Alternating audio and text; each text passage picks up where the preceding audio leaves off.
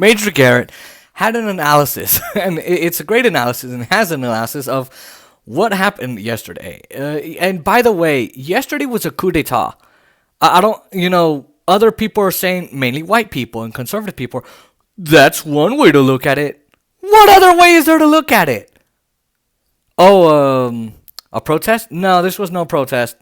This was rioting, looting of federal property, stealing federal property, which is a federal crime, white domestic terrorism from white, racist, xenophobic, homophobic, and white supremacist individuals, monsters, criminals. And, white people who get angry, I'm sorry, I don't care about your freaking feelings. I'm not here. I don't give a damn about your feelings. It's not all of us. Shut up. And this podcast is not focused on your feelings. Go somewhere else and get your safe space. But anyway, Major Garrett had an analysis of the situation that was going on yesterday on CBS with Norah O'Donnell, and I don't remember I forget his name, but he had an analysis, and normally I have fierce disagreements with Major Garrett. He's honestly abominable a lot of the time, but I figure let's take a look at what he has to say, and then we're going to come back and really talk about this and analyze it, and I'm going to show you a couple clips after, but I think he hit it right on, he nailed it here. Law enforcement in front of a lit-up U.S. Capitol. Right. And to Chris's point from a moment ago, there might be those who will be disbelieving that this was Trump supporters who stormed the Capitol. It can be unambiguously stated that it was. They draped Trump flags on the Capitol, adorning it as if they were taking it over by some manner of force. It strikes me, Nora, that we ought to pause for a second and remember what the president said at his acceptance speech of the Republican nomination standing in front of the White House back in August. He said that Republicans were the party of law and order, that Democrats, if elected to the president and other seats in Congress, would unleash lawlessness in our country, and they would inflict mob violence on monuments, on sacred parts of the American community, and in our streets. Just take that in for a second. Remember those words from the president. He said them. He said those were the stakes, at least in part, of this presidential election. That Democrats would unleash mobs that would attack our most sacred values, institutions, and streets of our country. He didn't say it once, he said it more than once. One other point, Nora, and I think you were beginning to allude to it. All of us have covered, at one dimension or another, the new quest for social justice in this country, in the sense that sometimes the application of police force is disproportionate and affects people of color differently. People that I've gotten to know in that community have texted me today saying to me, Major, if this group, this assemblage, was all people of color and doing exactly the same thing, they would have been treated manifestly differently, and it would have been much uglier. Yeah. I think that's something that we should put on the table and at least take note of. Absolutely. And in other corners of social media, because a lot of this was ginned up on social media, but on other corners of social media today, where these people don't go, there are a lot of people saying that. That if this even had a hint of diversity to it, it would have been handled different. Because overwhelmingly, we've seen it with our own eyes all day, folks. This is a predominantly white crowd, and there are people across the country who are observing this and thinking it might have gone a little different. True or not, it's an emotion that I think, based on what you've seen, what's been texted to me, has to be regarded as real and part of this fabric that is strained and stressed in this country. Yeah.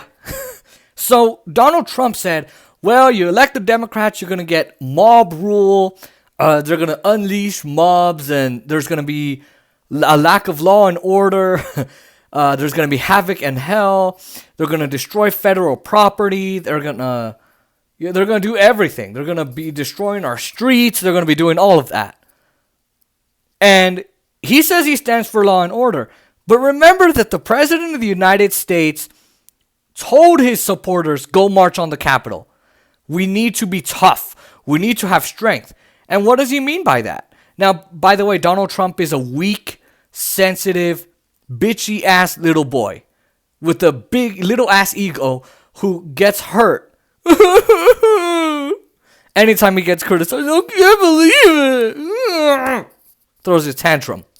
Okay, so when Donald Trump talks about strength, you couldn't even beat Mitch McConnell, you sucker.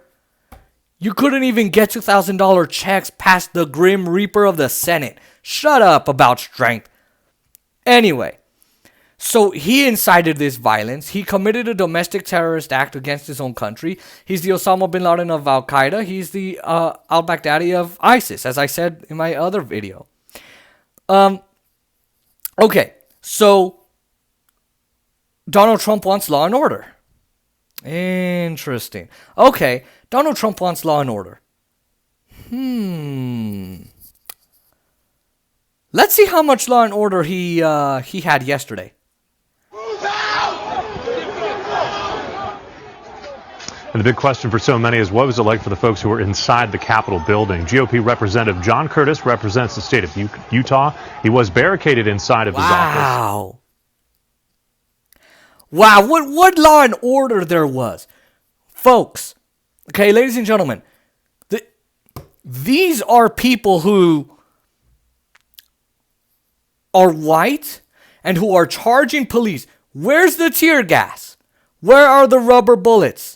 Why aren't there cops stepping on people's necks with their boots, beating them with billy clubs and their batons and tasing them and shooting them with pepper bullets? Where are the smoke grenades? Where are the sound guns? Where are they? They're nowhere to be found. They are nowhere to be found. This is mob rule. Is this what Donald Trump was talking about? Because look at that. You're going to tell me that that's acceptable. They were charging police and the police just backed up. We spent $750 billion a year. This time $742 billion on police, on the military. And you're telling me you can't secure the Capitol? You can't secure other federal buildings? Are you kidding me? Come on. They tweeted, "We're coming, armed and ready." They breached the Capitol.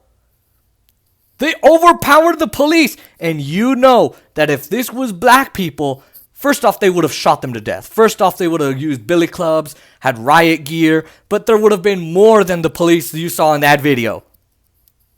So, this is what Donald Trump was talking about. No, Donald Trump, you don't agree with law and order. Republicans don't agree with law and order. Because if you did, you wouldn't have incited this violence. And by the way, the election was not a fraud. You are a fraud. You're a fraud of a president to these loyal, dumbass supporters who think you did everything to protect them when all you did was protect corporations and the rich. That's all you did. And all you did was enrich yourself. And now to Major Garrett's analysis, right? He said, think of this if this were black people. I mean,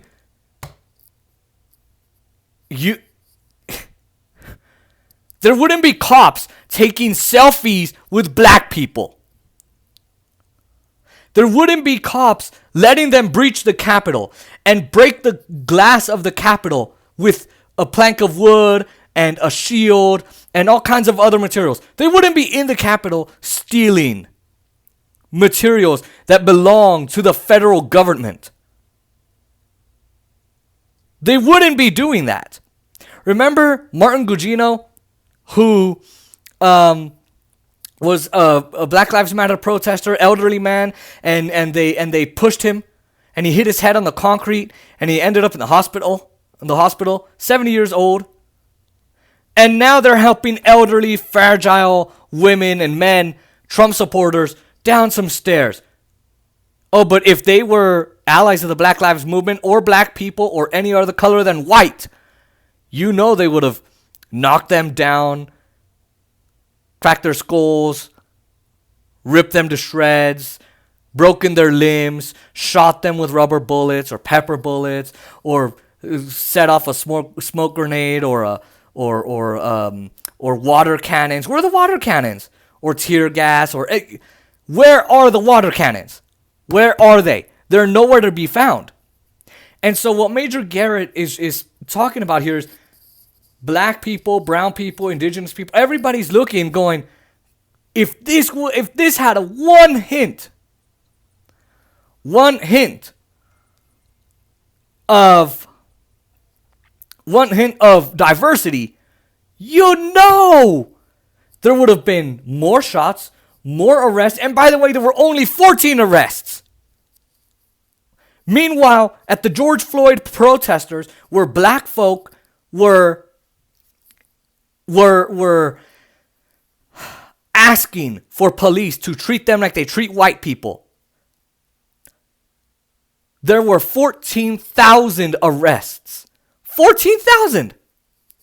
And meanwhile, white people are committing heinous acts in the U.S. Capitol, destroying federal property, and nothing. All the cops do is take pictures with them, help them downstairs, and sit there and have arguments with them. There wouldn't be any arguments if they were black. There would have been shots fired, water cannons, police dogs, hoses, billy clubs, batons.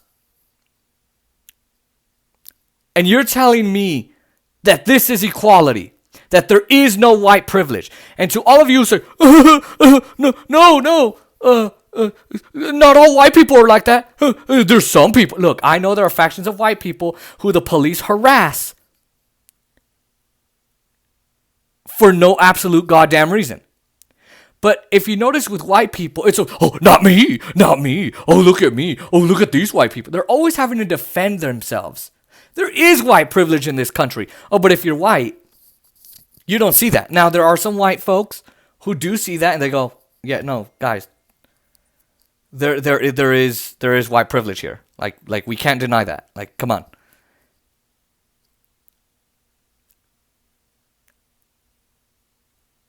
I mean, it doesn't get more brazen than this. And Major Garrett is correct. He's absolutely right here. Where black people are seeing this everywhere across this country and knowing, God, if I was at the Capitol, breaching the Capitol gates, getting inside the House and Senate chambers and being in an armed standoff with police, first off, they wouldn't even get close to the Capitol. They would have already been beaten down and shot and killed and arrested.